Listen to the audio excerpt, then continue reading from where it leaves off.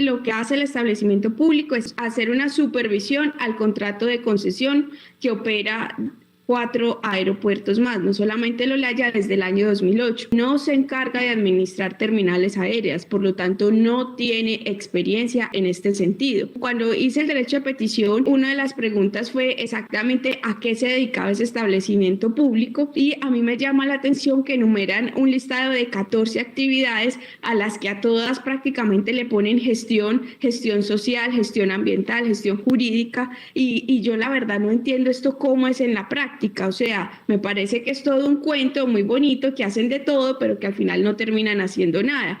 Con todo respeto, yo creo que no hay que comparar lo que no es comparable. ¿Cómo se va a comparar este establecimiento público con EPM? EPM transfiere más de 1 billón de pesos al año al municipio, además producto de la prestación de unos servicios, cuando acá simplemente nos limitamos a recibir un cheque que nos corresponde un porcentaje de una concesión y se transfieren unos recursos al municipio de Medellín, que en el año más alto ha sido el 2020 con 10.000 millones. Y además hay que hacer la salvedad que estas transferencias solo empezaron a partir del año 2009 y también que la concesión sí o sí va hasta el 2032. Medellín no tiene cómo acabar la concesión antes, ni cómo trasladar el aeropuerto antes, ni cómo indemnizar los concesionarios antes para que entreguen este espacio, porque además es un espacio que ni siquiera nos pertenece a nosotros, sino que es del gobierno nacional. Acá yo me planteé una pregunta, si hay exceso de burocracia, porque si es simplemente para hacerle supervisión al contrato de concesión, uno encuentra que tienen 11 empleados de planta, pero además hay 16 contratistas, o sea, en total tienen 27 personas que entre los de planta, contratistas y asesores estamos hablando de casi prácticamente 3.000 millones de pesos. La verdad es que, con todo respeto, yo creo que hay exceso de burocracia. 27 personas para recibir un cheque y trasladarle unos recursos al municipio de Medellín. Yo sinceramente no le veo lógica, con todo respeto. Entonces, la siguiente pregunta que me hice yo con el derecho de petición que presenté es qué experiencia tiene el establecimiento público en esas líneas estratégicas. Y me contestan que en la actualidad no se ejecuta esa línea de negocio. Entonces, ¿cómo pretenden prestar unos servicios de asesoría que este negocio sea exitoso si al final nunca lo han hecho y no tienen experiencia en esto?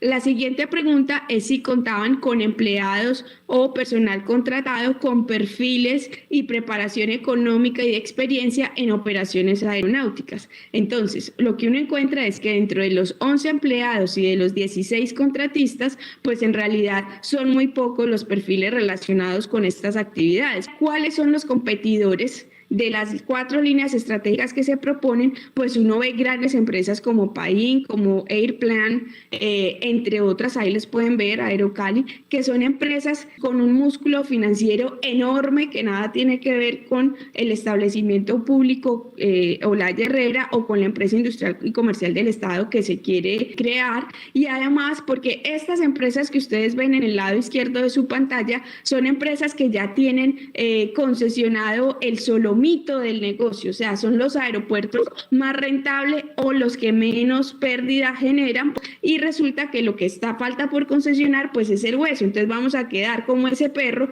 rumiendo hueso con muy poquita carne, porque lo que nos quedó del negocio es simplemente el hueso, que es poco rentable y que además antes podría poner en peligro las transferencias que hoy recibe el municipio de Medellín.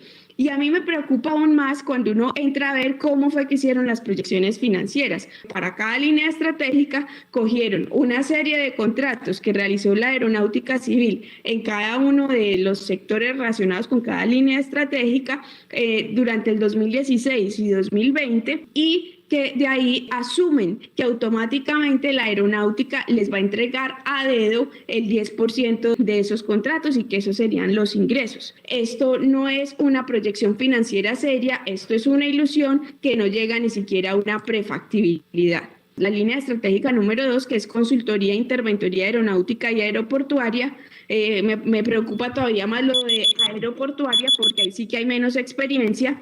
Entonces acá miramos también que hay grandes empresas multinacionales que tienen un gran músculo financiero y que el establecimiento comercial tampoco tiene experiencia ni en diseños ni en planes maestros. Igualmente, me preocupa cómo proyectan los ingresos para las siguientes líneas estratégicas. Vuelven a coger una serie de contratos y acá ya nos dicen es que en ese sentido la aeronáutica contrató X cantidad de plata en los últimos 4 años y que eso aspiran a que la aeronáutica contrate la misma cantidad de dinero y ellos obtengan el 5% de participación. Y cuando uno mira los costos y gastos, proyectan unos costos y gastos lineales del 67% que tampoco tienen nada que ver con la realidad del sector. Además, dentro del documento dicen que Fedesarrollo afirma que los niveles de utilidad y retornos de la inversión varían a lo largo de la cadena, que en algunos sectores con mejor desempeño, que su utilidad es similar al WACC o un poquito más. Esto está fuera de foco en lo que es el sector. Entonces, como conclusión, el mercado puede ser creciente y rentable, pero no está clara cuál es la oportunidad, en mi concepto, para convertir el establecimiento público en una empresa industrial y comercial del Estado. Considero que las proyecciones financieras que se realizaron no llegan ni siquiera a una prefactibilidad, son simplemente una ilusión. Eso también tiene implicaciones tributarias, porque al convertirse en una empresa industrial y comercial del Estado, tendrían también que empezar a pagarle impuestos al gobierno nacional superiores al 30%, incluso sobre los recursos que hoy estamos recibiendo pulpitos de la actual concesión. Entonces, eso también tiene otras implicaciones supremamente graves. No hay experiencia ni experticia en las líneas estratégicas, como ya lo mencioné. Los aeropuertos rentables y los menos rentables ya están concesionados, es decir, nos quedaría simplemente el hueso de los aeropuertos, los que efectivamente no son para nada rentables. No existe un músculo financiero para soportar grandes inversiones en caso de obtener una concesión. Recuerden que una concesión le toca hacer grandes inversiones al inicio y se va pagando las inversiones con unos flujos que espera recibir, pero acá en este sentido el municipio ni el establecimiento público cuenta con qué construir una pista en caso de que se requiera en alguno de esos otros aeropuertos. Y para finalizar, el papel del Estado es garantizar la prestación de los servicios, la correcta prestación de los servicios y no dedicarse a prestarlos, porque hay servicios que los presta y son muchísimo más eficientes en manos de los privados que en manos del Estado. Y sin lugar a dudas, este es uno de ellos, porque es altamente riesgoso y requiere grandes inversiones.